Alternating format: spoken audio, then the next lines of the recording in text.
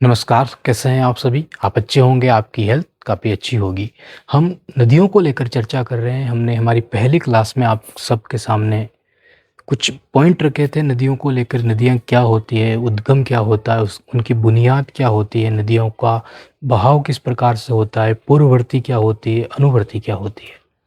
अब क्वेश्चन है आपके लिए कि जो सिंधु नदी है, वो पूर्ववर्ती नदी है या अनुवर्ती नदी है? ये आपको बताना है। कमेंट करके इसका आंसर दीजिए। शुरू करते हैं आज की हमारी क्लास में। लेकिन उससे पहले थोड़ा सा रिवाइज करते हैं। हमने पिछली क्लास में ये जो नदी है यहाँ से निकलती है और फिर ये अरब सागर में मिल जाती है। तो कुछ क्वेश्चन बन सकते हैं, रिवाइज भी करते हैं, और कुछ क्वेश्चन एग्जाम में पूछे जाते हैं तो हल्का सा उसको देख भी लेते हैं। सबसे पहले कि सिंधु नदी की लंबाई कितनी है, भारत में कितनी लंबाई है, पाकिस्तान में कितनी लंबाई है।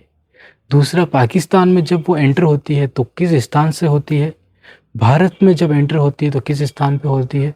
उसके बाद सिंधु नदी किन दो श्रेणियों के बीच में स्थित है, लद्दाख का एक प्रसिद्ध शहर कौन सा है जो सिंधु नदी के बाएं तट पे स्थित है।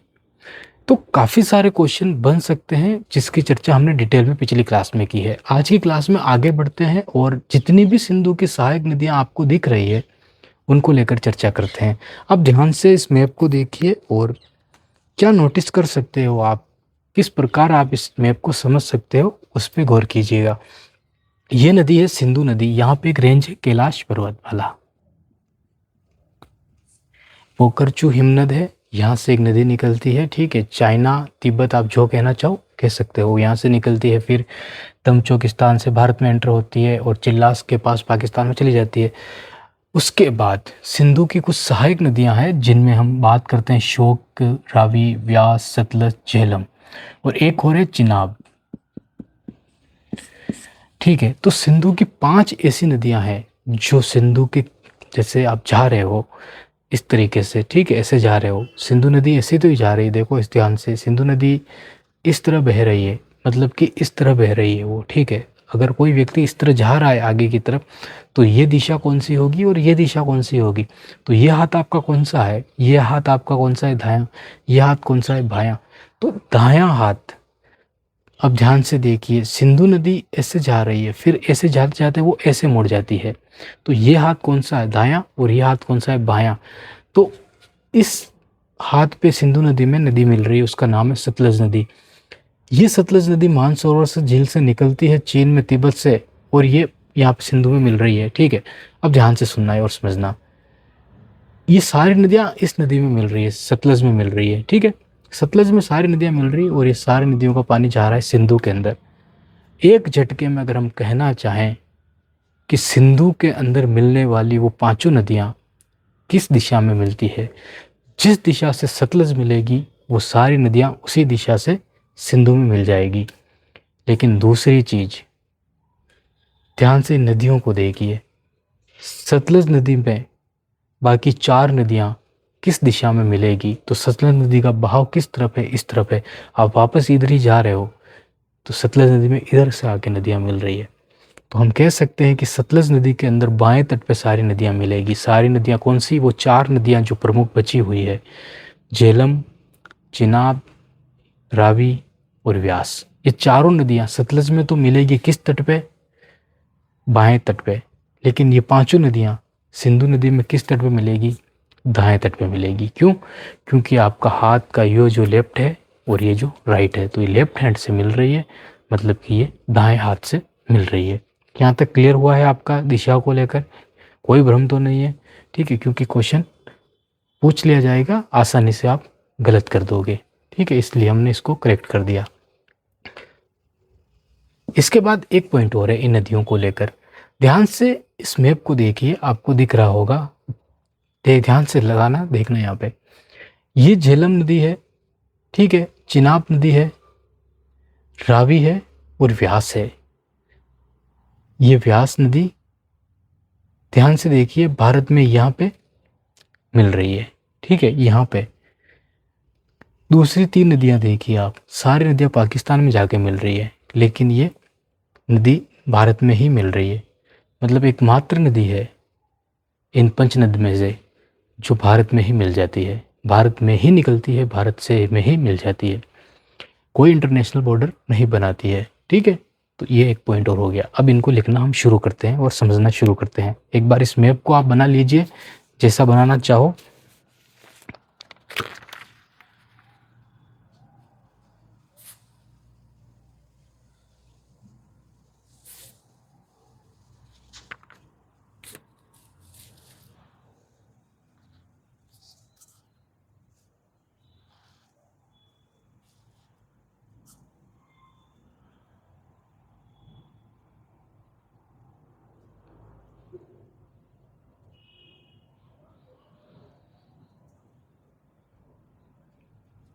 ठीक है, तो शुरू करते हैं।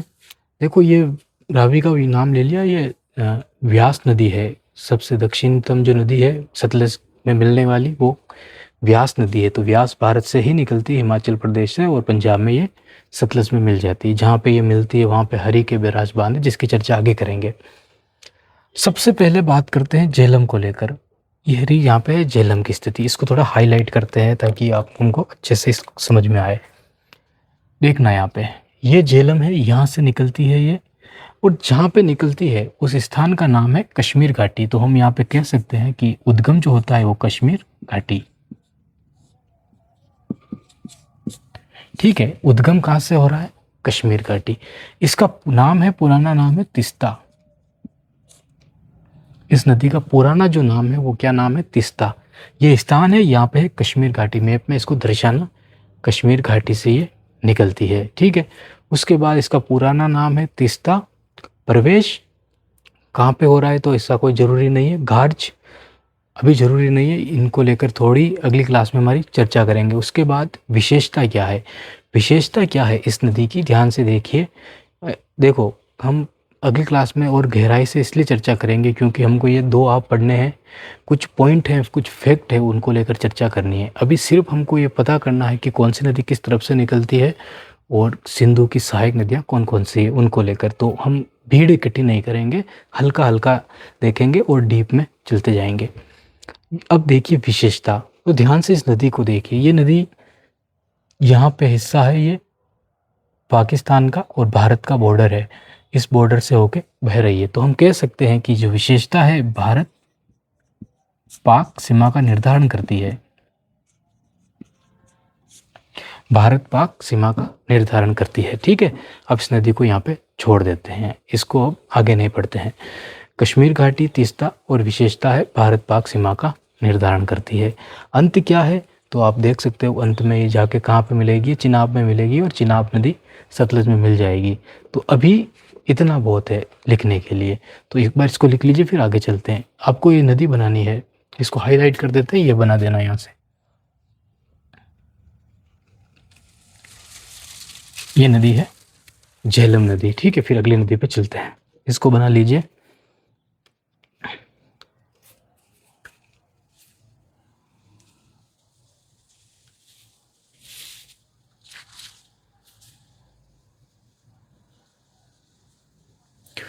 ठीक है, यहाँ पे एक चीज़ और पॉइंट को नोटिस करना, ये जो नदी आगे बहेगी, ये नदी श्रीनगर से होके गुजरती है, वुलर झील से होके गुजरती है। लेकिन एक और फैक्ट यहाँ पे बनता है, अब आपको करेक्ट करना है, जानकारी आपकी गाइड में देखना।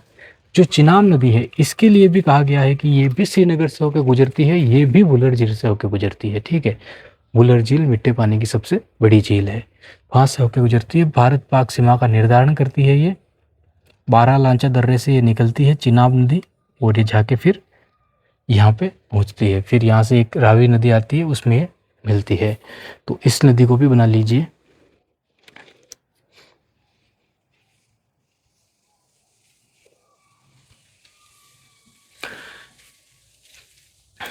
ये है बारालांचा दर्रा, इसको लिखना बारालांचा दर्रा।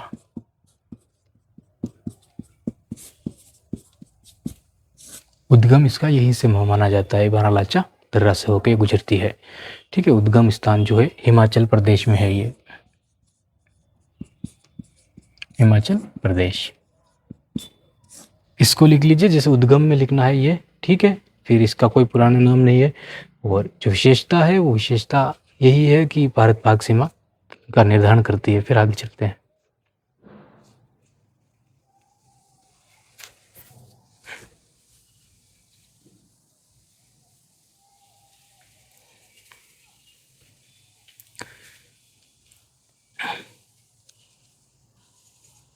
आगे की नदी है हमारी, और ये नदी है रावी नदी। यहाँ से इसका उद्गम होता है, ठीक है। यह है हिमाचल प्रदेश से उद्गम होता है। हिमाचल प्रदेश के रोहतांग दर्रे से, कुल्लू की पहाड़ियाँ है, रोहतांग दर्रे से इसका उद्गम होता है। लिख लेना, रोहतांग दर्रे से कुल्लू की पहाड़ियाँ, रोहतांग दर्रे से इसका उद्गम होता है हिमाचल प्रदेश में। उद्गम होने के बाद ये नदी आगे बढ़ती है, आगे बढ़ती है तो नुब्रा घाटी से होके गुजरती है, नुब्रा घाटी से होकर गुजरती है, और उसके बाद ये नदी आगे बहती है और जाके ये यहाँ पे सतलज में मिल जाती है, ठीक है। यहाँ तक ये हमारी 3 नदियाँ पूरी हुई। इस नदी का पुराना नाम जो है वो हम कह सकते हैं कि पोरोशनी, पोरोशनी या फिर इरावती नदी कहते हैं इसको। देखो छोटी छोटी डिटेल ला रहे हैं हम, छोटी छोटी मतलब पॉइंट फैक्ट उठा रहे हैं। काफ़ी सारे पॉइंट है इसके अंदर। हमारी अगली क्लास में इन नदियों को जब और गहराई से पढ़ेंगे तो उन पॉइंट पर हम चर्चा करेंगे। तो भीड़ इकट्ठी नहीं करनी है, आराम से जैसे कि हमें समझ में आती हो चीज़ें वो सही पढ़ना है। पोरोशनी और इरावती नदी इसका पूरा नाम होता है। उद्गम कहाँ से हो रहा है तो हिमाचल प्रदेश के रोहतांग दर्रे कुल्लू की पहाड़ियों से रावी नदी सतलज में मिल जाती है। उसके बाद आगे चलते हैं।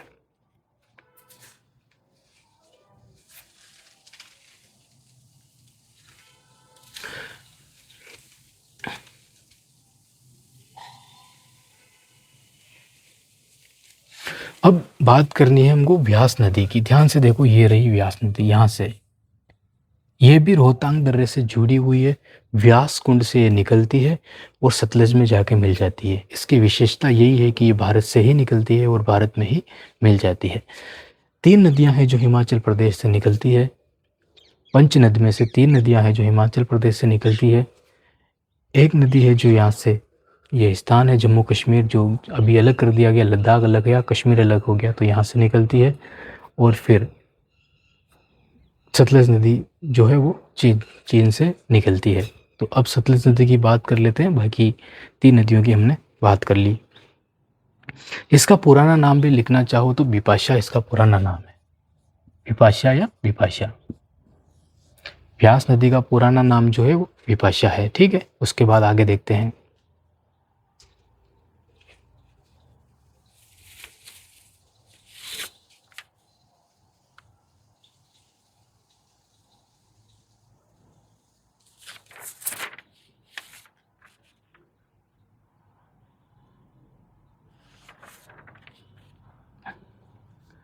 ठीक है, अब आगे चलते हैं, सतलज नदी को लेकर चलते हैं और बात करते हैं। देखना यहाँ पे ये स्थान है सतलज नदी का, यहाँ से निकलती है, राकसताल झील से निकलती है, राकसताल स्थान से मानसरोवर झील से निकलती है और ये भारत में आती बहती है आगे।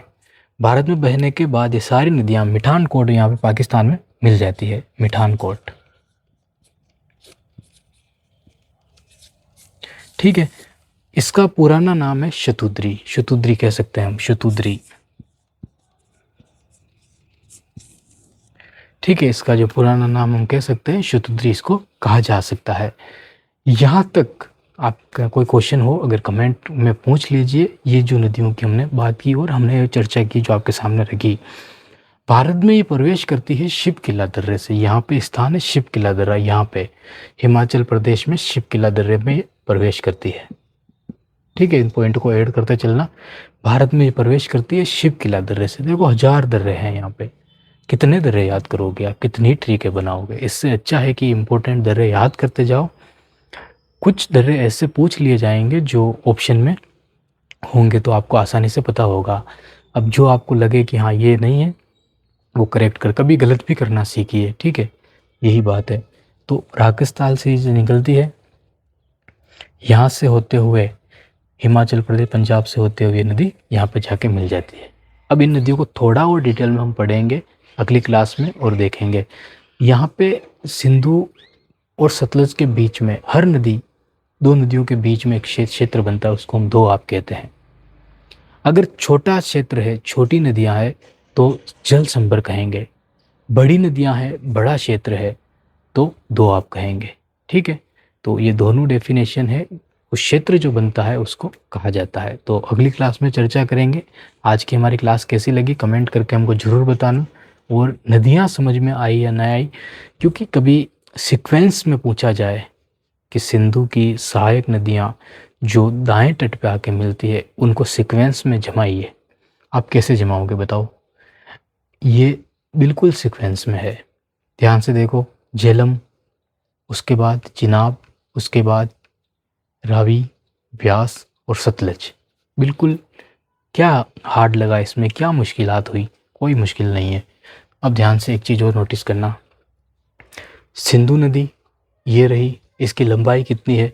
3 टुकड़ों में लंबाई बांट लीजिए। चाइना में कितनी है, भारत में कितनी है, यहाँ पे कितनी है, टोटल मिला लीजिए। कोई लंबाई की दिक्कत नहीं है, आराम से याद होगी। सहायक नदियाँ इतनी ज़्यादा याद करनी नहीं है, जो आपको मेन नदियाँ हैं उनको याद कर लीजिए बस। एक एक पुराना नाम जो हमने आपको लिखा है, इसका नाम शतुद्री है, हमने एक एक नाम याद कर लीजिए, बहुत है, ज़्यादा नहीं करना है। जैसे जैसे नदी आगे बढ़ते जाएंगे हम कुछ पॉइंट फैक्ट ऐड करते जाएंगे, आसान हो जाएंगी चीज़ें। उसके बाद और नोटिस कीजिए चीज़ों को कि ये सारी नदियाँ सतलज में गिरती है और गिरने के बाद आगे चली जाती है। राजस्थान से सतलज नदी का क्या संबंध है? ये कुछ संबंध है, उसको भी हम देख लेते हैं। शायद अगली क्लास में कोई पॉइंट छूट जाए तो इस क्लास में देख लेते हैं। ध्यान से नोटिस करिए इस चीज़ को। राजस्थान में एक नहर गुजरती है,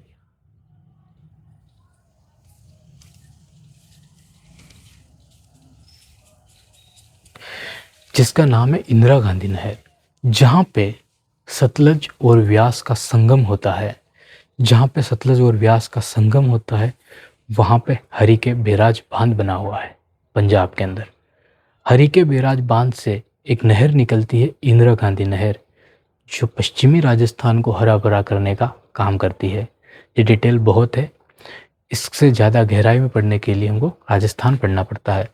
तो हरिके बैराज, जहाँ पे इन दोनों नदियों का मिलन होता है, वहाँ से एक नहर निकलती है, हरिके बैराज बांध वहाँ से, और वो राजस्थान को, पश्चिमी राजस्थान को हरा भरा करने का काम करती है। बहुत बहुत धन्यवाद आज का हमारी क्लास में। कमेंट करके हमको ज़रूर बताते रहिएगा कि कैसी लग रही है।